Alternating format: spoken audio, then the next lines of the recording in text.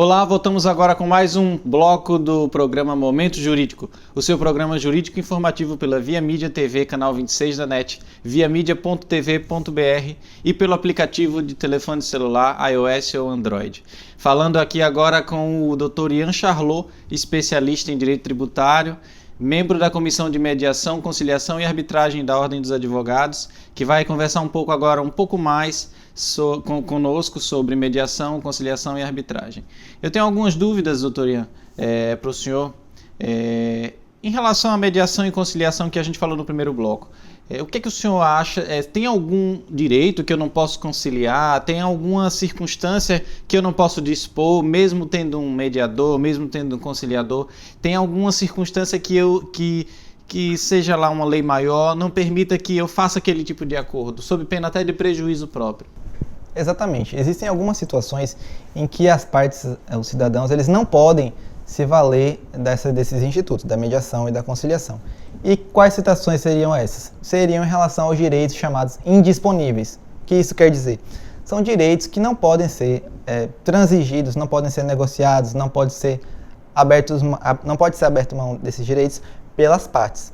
Então, nessas situações que envolvem direitos que não são patrimoniais, direitos da personalidade, etc., elas não vão poder chegar a um acordo via mediação. Por exemplo, conciliação. Direitos trabalhistas. Eu teria como fazer um acordo que renunciasse a esses direitos trabalhistas? Veja bem, na relação trabalhista é possível haver a mediação, inclusive tem previsão legal quanto a isso.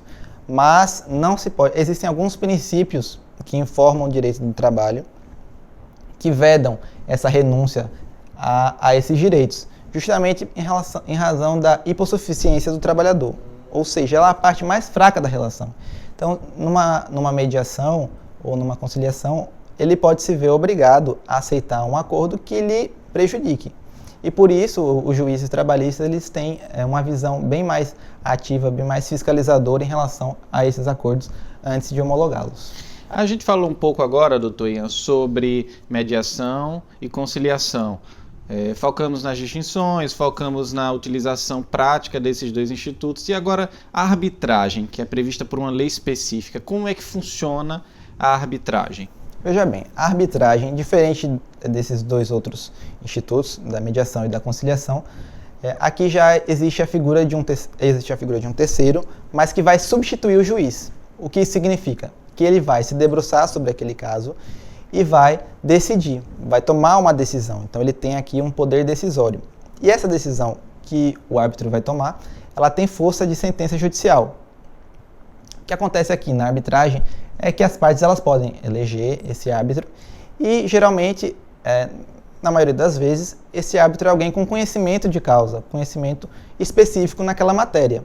Então aqui a arbitragem ela é mais vantajosa naquelas áreas em que se exige um conhecimento ou uma expertise maior. Por exemplo, relações empresariais ligadas à indústria petroquímica ou relações que envolvam a indústria farmacêutica. Nessas situações, um juiz de uma vara civil, por exemplo, não dispõe, em regra, de conhecimentos necessários para poder julgar de modo adequado, de modo completo, aquela causa, por mais que ele tenha qualificação para os processos em geral. Então, as partes elas podem optar por esse procedimento e buscar, junto a algumas entidades ou instituições, um árbitro que vá ali se debruçar sobre aquele caso, com conhecimento de causa, e decidir qual a melhor solução. Deixa eu ver só se eu entendi então. É como se fosse um processo autônomo, essa arbitragem. Não é um processo judicial porque não está envolvendo o Poder Judiciário. Eu escolho então um tribunal diferente, é um tribunal arbitral. Seria mais ou menos isso que funciona na arbitragem? Como é que funciona isso? O árbitro viria para substituir o juiz. Mas a utilização desses termos de tribunal, corte, ela não é recomendada. Porque a arbitragem justamente não é uma atividade do Poder Judiciário. E esse instituto da arbitragem tem sido usado em diversas áreas, como eu disse já, das relações empresariais e inclusive nas relações internacionais, entre órgãos internacionais. Então, se elege um um árbitro que vai decidir qual o melhor desfecho para aquele caso. A gente vê que na prática, geralmente essas cláusulas que estabelecem essa negociação arbitral já vêm previstas nos contratos comerciais que essas empresas se relacionam. Então, é por meio dessas cláusulas ou até o próprio contrato que estabelece por si só a arbitragem que essas empresas decidem se submeter a essa convenção arbitral, a essa negociação arbitral. Como é que funciona isso? Ou é obrigatório que ela se submeta àquela cláusula arbitral que foi estipulada naquele contrato comercial, por exemplo, uma petroquímica com uma terceirizada sua? Como é que funcionaria isso na prática? Então, a arbitragem é um meio consensual de resolução de conflitos, no sentido de que as partes elas buscam livremente, com base na sua autonomia da vontade, buscam um árbitro que vai decidir aquela causa. E elas fazem isso, as empresas geralmente, além dessa questão da especialidade, também pela confidencialidade que a arbitragem proporciona. Porque diferente de um processo judicial em que a regra é a publicidade dos atos processuais, na arbitragem se tem uma confidencialidade. Então o árbitro também se compromete em manter todos os procedimentos em sigilo. Além disso, o árbitro ele vai se debruçar sobre aquela causa e vai chegar a uma solução que as partes previamente se comprometeram a cumprir, então, de modo voluntário. E essa questão é interessante também mencionar em relação às relações de consumo. Será que uma empresa poderia obrigar um consumidor a se submeter à arbitragem, que é o que a gente chama de contrato de adesão, né? Que são aqueles formulários padrões que quando você procura algum serviço, um serviço de telefonia, por exemplo, já está lá. Então, o judiciário tem decidido que, nesses casos, a cláusula, né, que obriga a submissão à arbitragem, ela é nula. Por quê? Porque tem ali uma relação de hipossuficiência, o consumidor ele se vê necessitado a contratar aquele serviço, mas a empresa, a pessoa jurídica, se vale disso para impor, evitar que aquela decisão, aquela situação se submeta ao Poder Judiciário. Porque lá no âmbito do Poder Judiciário existem diversas legislações que estabelecem, outorgam alguns direitos aos consumidores. Entendi. Então, a gente só recapitulando, você falou aqui que a sentença arbitral ela também tem uma força de sentença.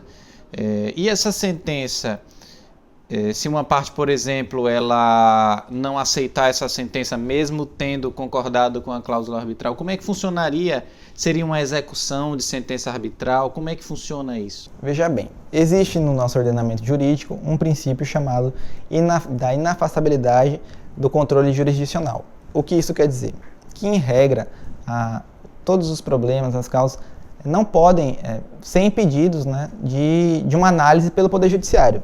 Mas aqui na arbitragem, como há previamente um consenso, uma autonomia da vontade das partes de submeter aquele problema a um árbitro, não pode haver um questionamento em caso de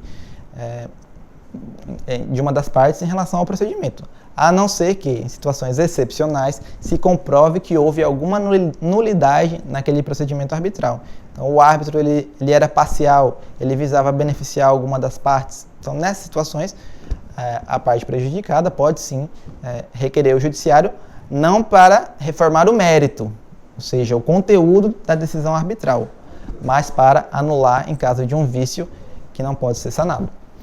E você poderia dizer para a gente aqui, para os nossos telespectadores, doutor Ian, quais seriam as vantagens de uma empresa, por exemplo, de um porte até maior, escolher a arbitragem ou não? Quais seriam as vantagens?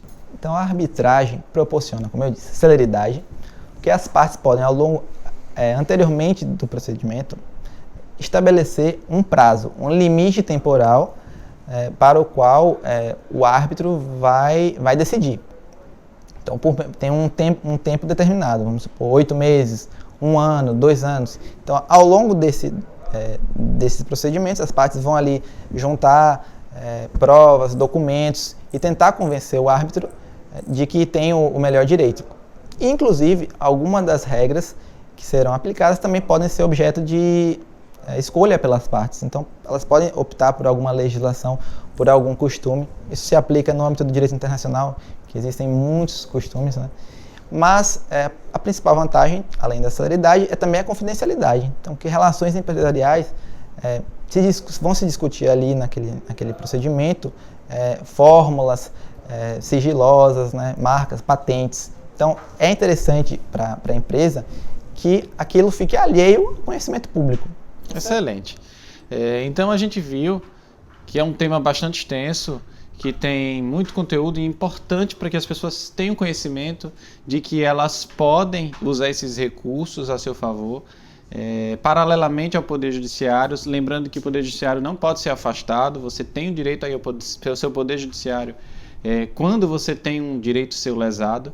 Gostaríamos de agradecer aqui a presença do Dr. Ian Charlot pela sua contribuição e aguardamos você no próximo Momento Jurídico pela Via Mídia TV, canal 26 da NET, viamídia.tv.br. Obrigado.